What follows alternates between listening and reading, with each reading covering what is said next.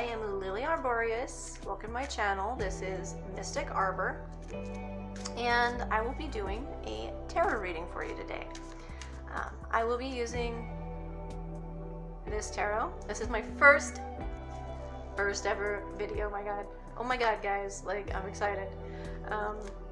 Doing my first ever tarot video. Let me just tell you a little bit about me. I've been doing tarot readings for over a decade, about 11 years. I'll be turning 30 this year, so yay.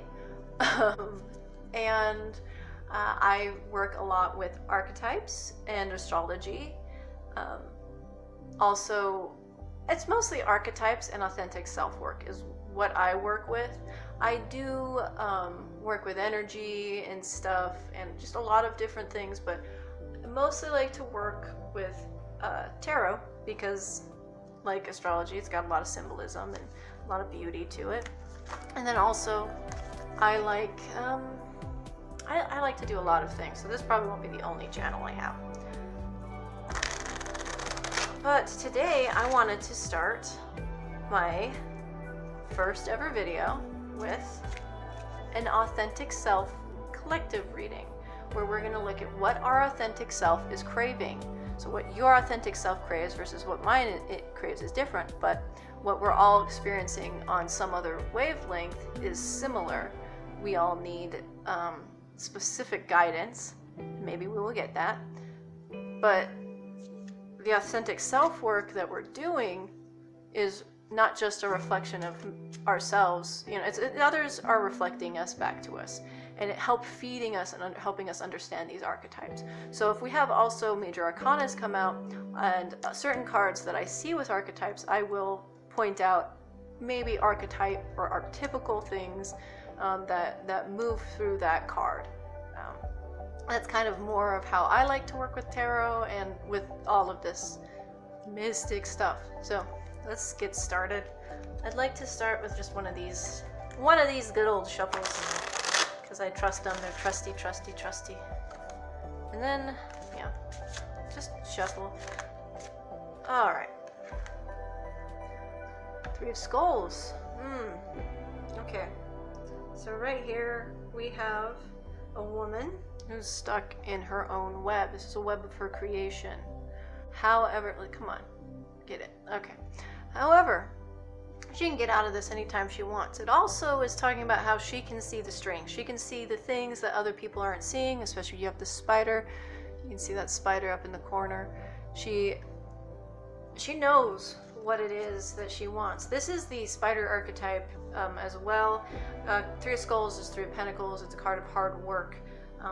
Something's about to go down. Y'all are about to really get it going. I see it's also a Capricorn card, Capricorn and Mars. But for me, what I'm seeing with this is a lot of work and passion and trying not to get someone stuck. They're untangling themselves from the web and starting to get things more organized. And they're starting to see the strings that hold everything together. You know, they're starting to see this and that and that and this. It's kind of like the Greeks talk about like a tapestry of life. You know, and there's like a myth about it, about Arachne, and well, maybe we'll go over that myth more in a little bit, but essentially at the end she becomes a spider after challenging Athena to a weaving duel, essentially. And she loses and becomes a spider. But the way she loses is she sees the tapestry being made. It becomes like clear to her what those strings are, and so she can understand the strings. So she becomes as the spider, not necessarily the spider. But anyways, it's meeting the hard work and not boasting is kind of a big deal here, but also that things are becoming more apparent. Okay. Now,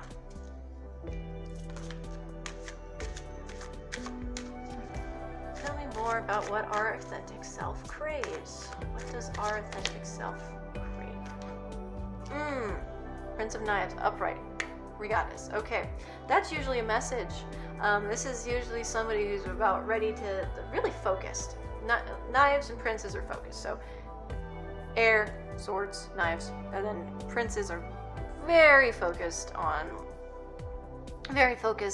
on what it is they need to do. Prince of Knives is air, and there's usually a lot of thoughtfulness, and it could be indicating that somebody is moving towards you with this thoughtfulness, but oftentimes it indicates a message. Tell me more about that. So this guy is usually representing being guarded or guarding something. Also, two different paths to take. You know, this old path towards the tower that he's guarding, or a new path. It also can mean, like, this is really strong too, because it's two of wands, and you've got Mars and Aries. So this is like extreme. That's like really, really wanting to do something your way, and it's like not necessarily heeding the confusion that may be arising from it. It's a lot of the times it's a conundrum for somebody in that position, because they want to get it done. But they want to do it their way, and they want to do it quick, and they want to do it. They don't want to wait around. So whatever this message is saying, like, I'm seeing like you feel like you need to keep your guard up, or y'all, you need to feel like you need to keep your guard up. But there's also this Prince of Knives saying that it's coming. Things are going to be working out. Things are coming in. So let's get a little bit more information.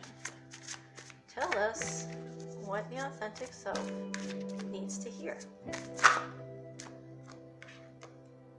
Death. Death is a major arcana, and it sometimes is symbolized by a rider on a horse. And this one, she's really pretty. I really like this one.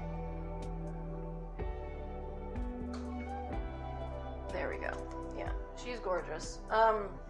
It symbolizes Scorpio, which is transformation, change, and she was upside down. So there's like this desperate need to change, but not quite able. Things are about to move over, but I'm saying that there's been a message to go a certain way, and somebody's not taking it. Somebody's going through the motions and just stuck dying. Now, all you need to really know about death. To me, this is basically is like a lot like a Christ card, but it's not quite the same. The idea of the archetypes for death are like the snake. You know, they shed their skin. The scorpion, which is so Scorpio goes through like scorpion, snake, and then eagle or phoenix are usually the elements they move through. Talking about soaring, and then the rebirth is the phoenix. The snake, it sheds its skin and becomes new. The scorpion, it stings, very secretive. There's all these different elements, but it's usually scorpion, snake, phoenix. And then once they move through that, then they're able to keep moving through these processes of rebirth. It's very emblematic of like, how to describe it? Like, if you're not dying every day, like cells themselves, you know, like the way we look at science, look at things in science, is we know that like one of the symptoms of being dead is not moving, being stuck, staying the same.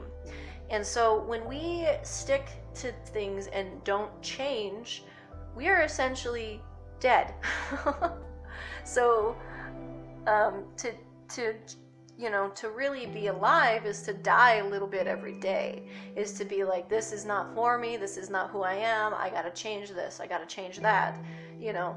And so the thing I find funny is Scorpio's a fixed sign, and it gets this dynamic ruling, you know.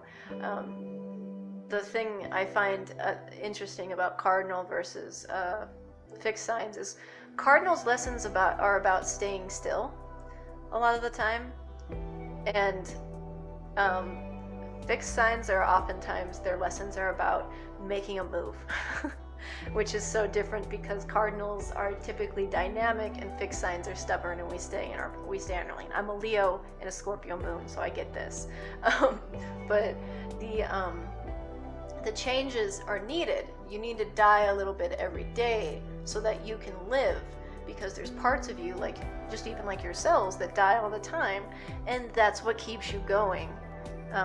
But what I can see here is this need to move through, to change. You know, you can see this a lot in all kinds of historic, like, demigod archetypes and God-related, and all these, like, Christ, Krishna.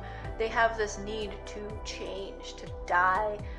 You've got the story of Isis, and not you know, like, not the people in the Middle East and stuff that are, you know, talking about, like, Horus and all these different Egyptian tales and different stories, of which change, death, and rebirth are the theme, and you'll see that through every sort of spirituality.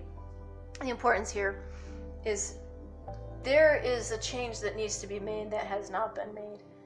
And so tell us more about how to make this change. That's a slow one. So the Prince of Skulls is the slowest prince. He's the Prince of Pentacles. He takes his time. I think of Taurus a lot when I think of the Prince of Skulls, because they take their time. So does Capricorn. But I see it more that way. There's like this need to stop and smell the roses. But princes, like I said before, are focus, and when they're upside down, they are not focused on the right things. So this is like somebody who is way insecure or overly confident and is tripping on themselves. So we got another prince. I didn't even have to do anything. Look at that. So 3 princes. Hold on, I have a book that I need to consult for this, because it tells you when 3 of a card are in a reading and whatnot. So I'm gonna... Okay, so what this is saying, this little book is neat here. This isn't Queens, this is Knights. 3 of Knights means... 3 Knights mean the unexpected news will soon arrive. The current and we'll have a unexpected encounter. 4 Knights indicate that swift action is necessary. There's a great need for urgency in the situation. I'm seeing that, like I said before, something's coming. And I don't think that people are necessarily ready for what is coming. But I want to know more about what is this thing that might be coming up, and how it's affecting us, how it's affecting our authentic selves.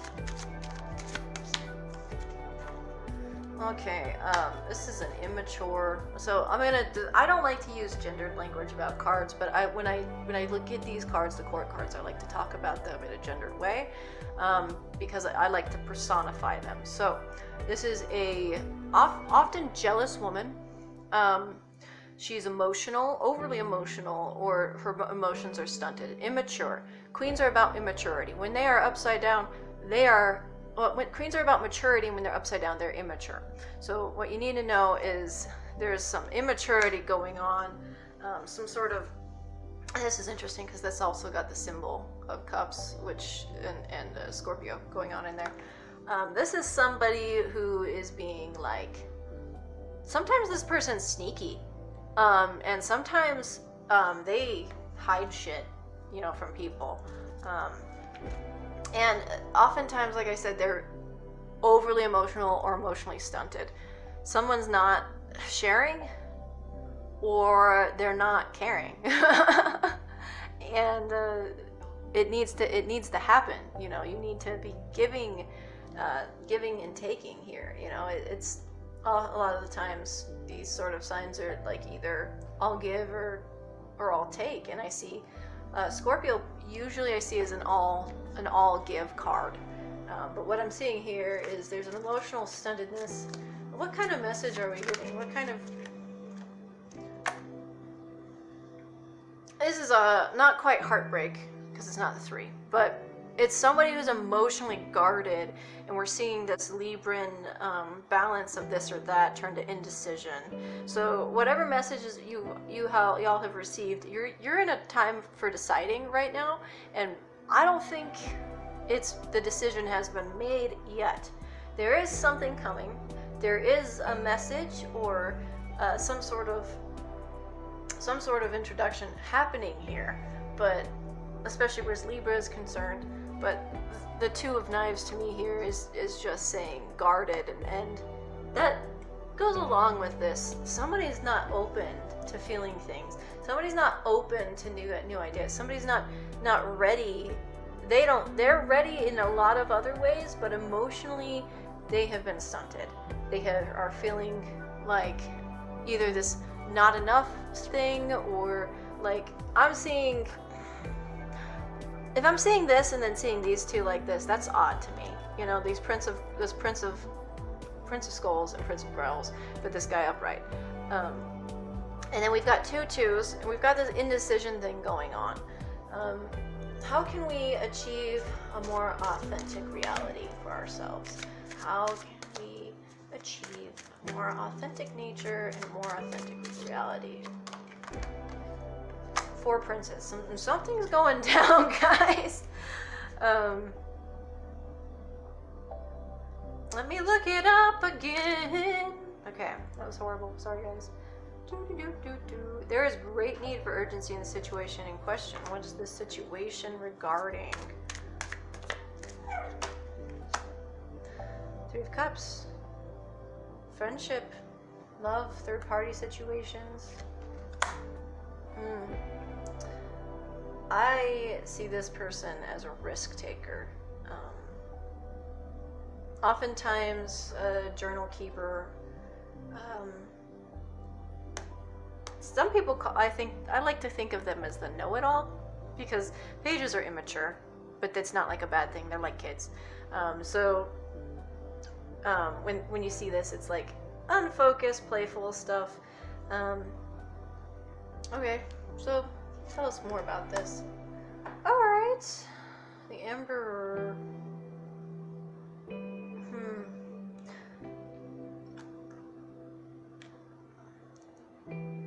Okay, let's switch to this deck. This is the Energy Oracle. It's really pretty here. It's the Moon card in the deck. Let's see.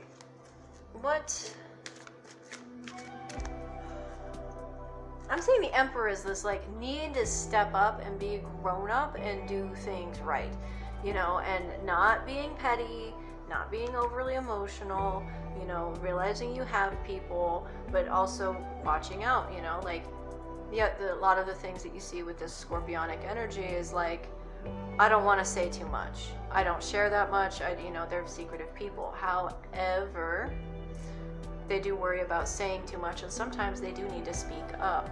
So I see, and I'm not saying this is for a Scorpio. What I am saying is there's a lot of this energy that relates to Scorpio, relates to Mars, which he's emblematic of, and we've got this Mars symbol here. So there's this get it done energy that is... What is in store for us that our authentic self is sending?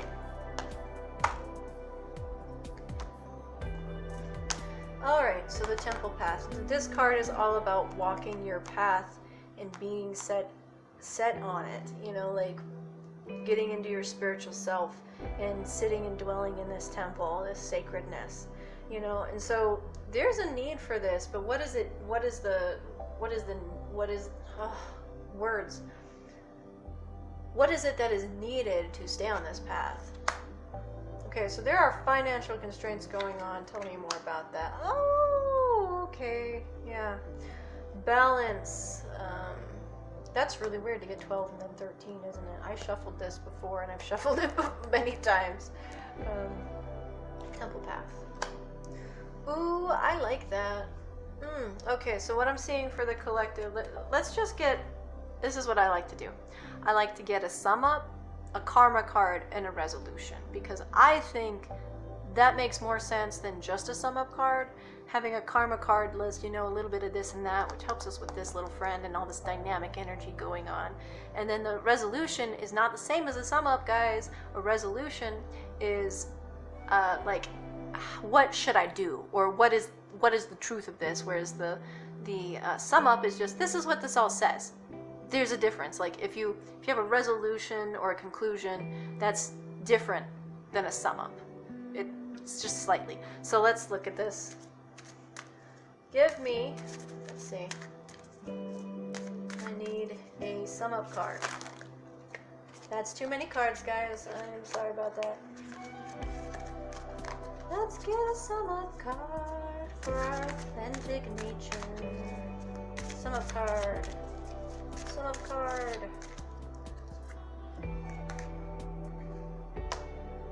Okay, she's queen mature.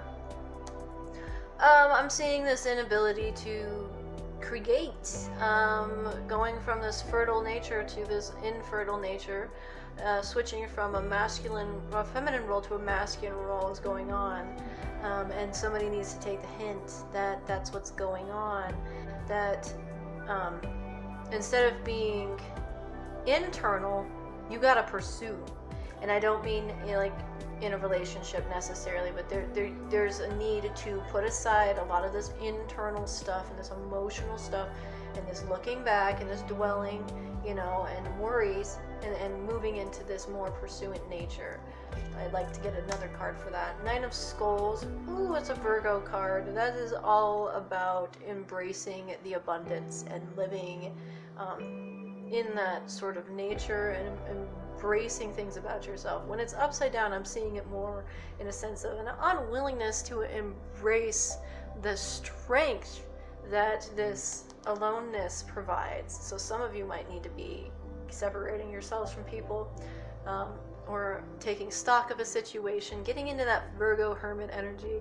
But mostly I see that something is going unappreciated, or someone may be feeling unappreciated, and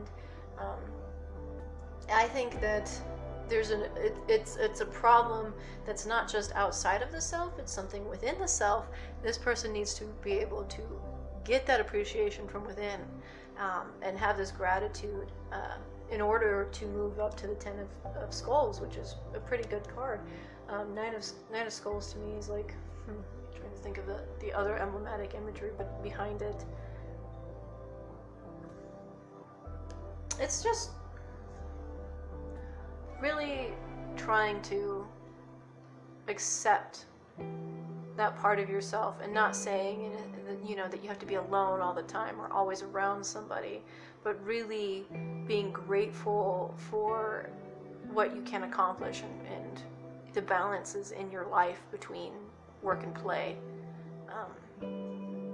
So there's a need for that, saying it's all play or all work, just make up your mind, which is interesting because we had a bunch of water in this tail half of the reading.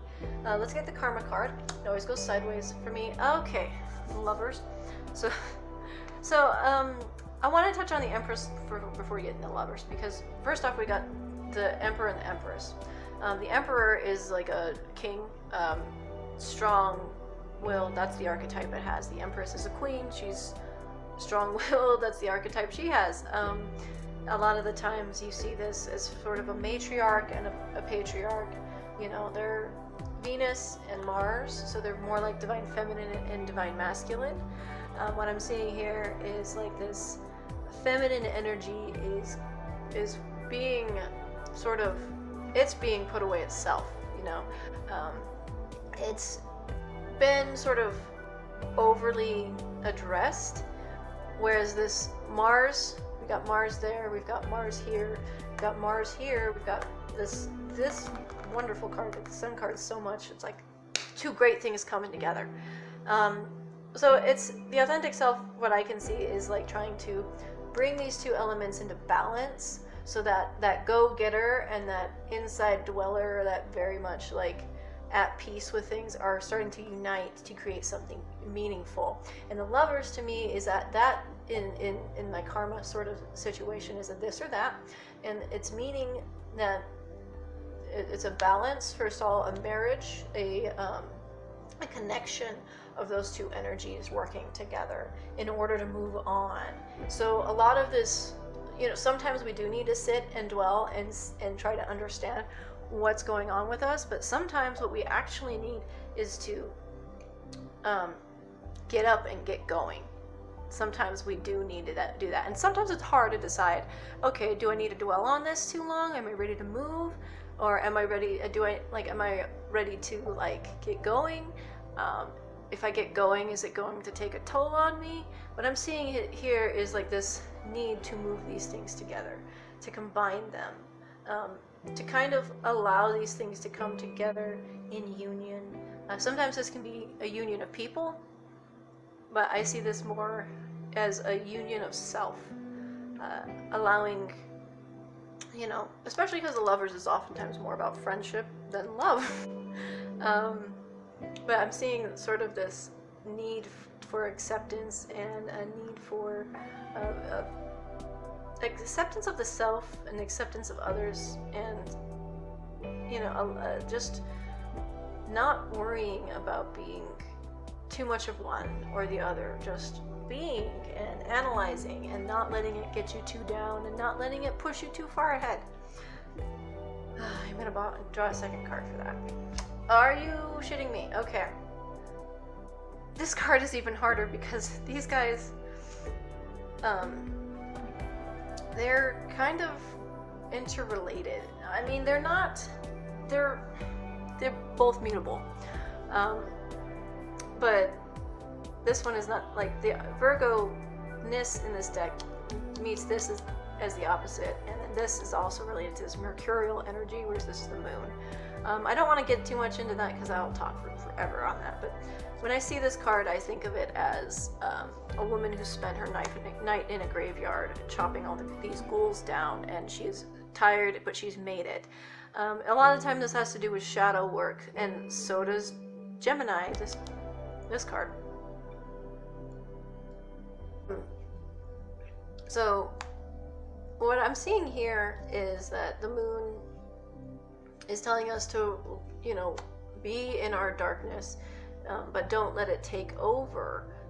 You're supposed to accept your darkness and accept the different parts of you, you know, not just be the one thing. Not get disillusioned. Don't let your darkness take over. Don't dwell in only light, because there's always going to be a shadow behind you, no matter what, if you're staring into the light. So you need to be aware of your shadow, and be aware of how it affects you, and be aware of how karmically that is in play. How these two things inside you are a union, just like this card. These two cards have so much in common right now.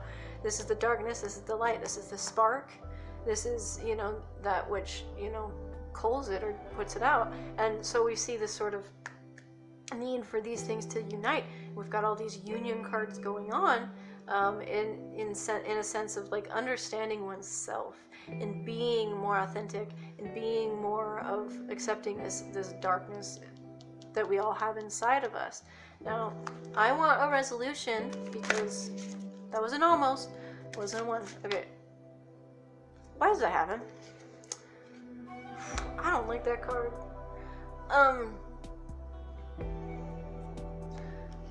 This is a tenacity card for me. It's emblematic of Gemini and Mars again. So this is saying you just need to get it done. Something's gonna die.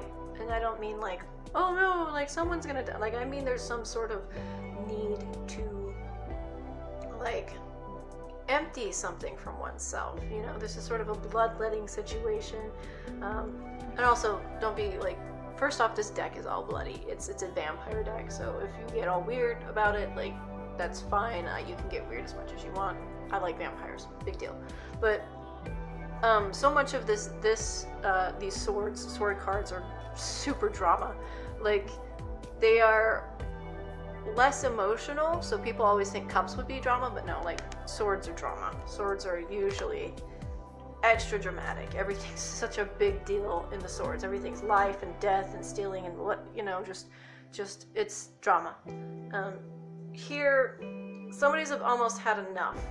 There's sort of a need to push forward and like, cut things out of their life. And we get the one prior to it here. Like, this is the first part of that cycle prior, which is Aquarian. It's not this card, but the card in between these is interesting. But this card to me is a kind of watch out, but also like a. I'll just describe to you what's going on in here. Okay, so there's this woman in this room, and you've got all of these just different emblems here. She feels stuck, right? Trying to decide and make decisions, but she has the key. It's right here. You can see it, maybe. Come on. There's a little key right here. There we go. There's a key. And she can get out anytime she wants, but she's stuck in here of her own volition. She has no idea that she's put herself in this predicament. She's about ready to get out. I see also,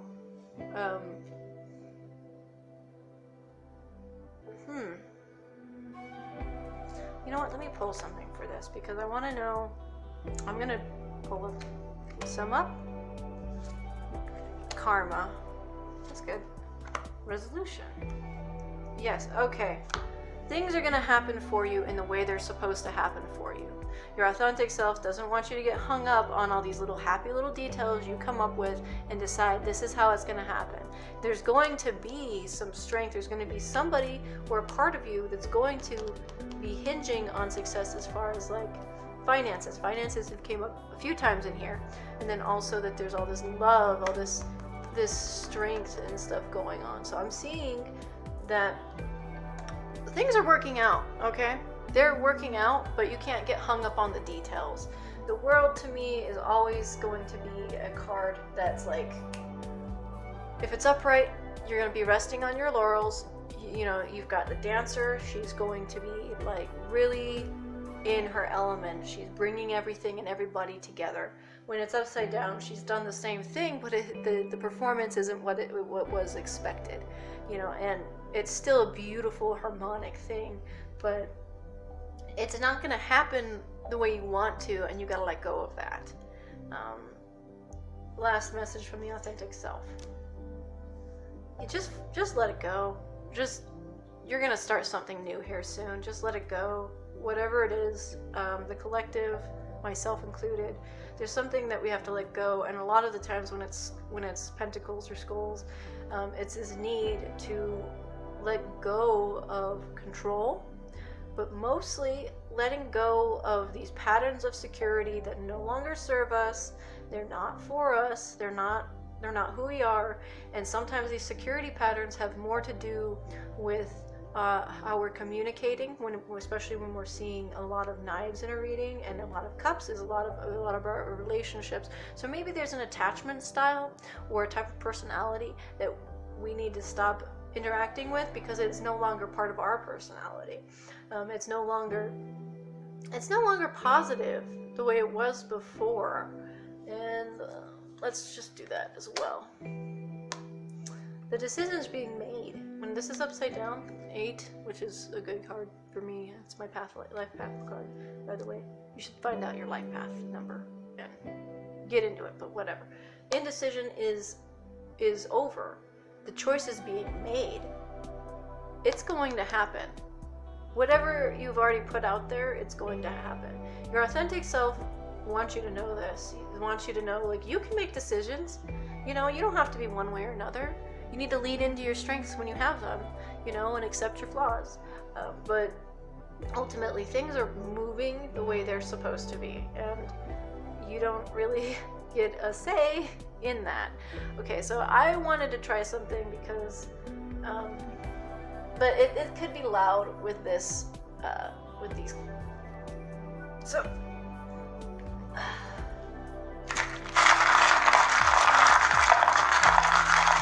My eyes are closed, by the way. I don't do this with my eyes open.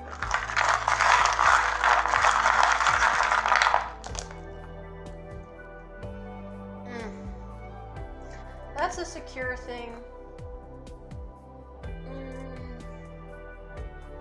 This is this has actual gold in it. I got this from my grandfather from his mining claim. This is talking about finding treasure in unlikely places.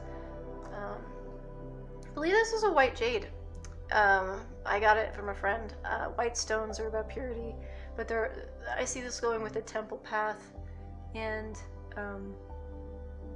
very much like this. I always think of this stone, for some reason, reminds me of white jelly beans. And I don't know why. So for me, I see it a lot as like, it's a mixed bag. But there's a lot of protection here, and there's a lot of strength going on here. Stability is coming. That's what I'm saying with this as well. Stability is coming in different ways.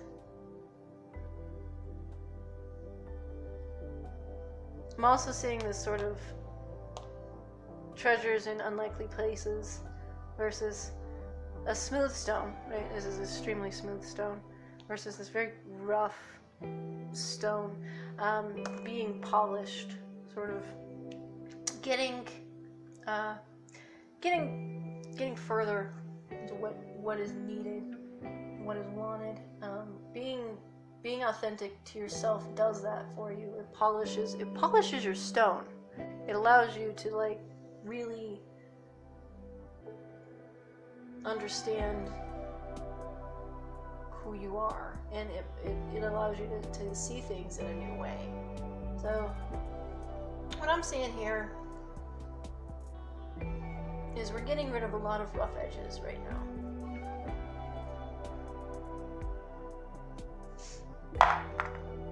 And not all of them need to be removed, but some just need to be accepted. This one is the one I see the most, though, that I like the most right here, is this finding treasure in unlikely places. You might not be able to see it on camera.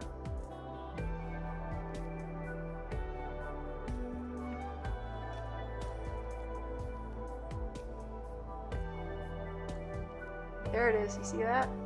Right there? It's gold.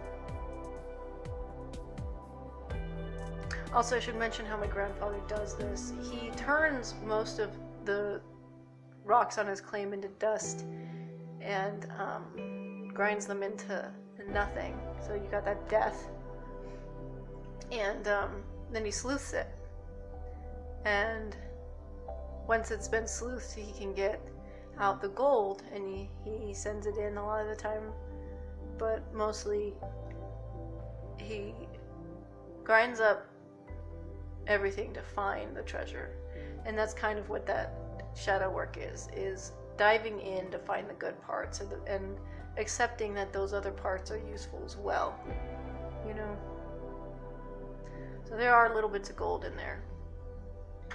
All right, thank you for joining me today, and I hope that this was helpful. You can like and subscribe if you enjoyed this. I hope it resonated. Let me know what you thought, and also in the comments let me know if there's any other types of readings you would like to do, if there's any sort of information you'd like. Just let me know. And I do have a Venmo, and I'm working on a wish list, so I'm hoping to have all of that up so that you guys can, if you want, help me out, or buy me something nice. I don't know. You know, I just appreciate the help. We all could use help right now, and so this is my way of helping, and if you want to give back, go ahead. Again, thank you so much, and yeah, peace.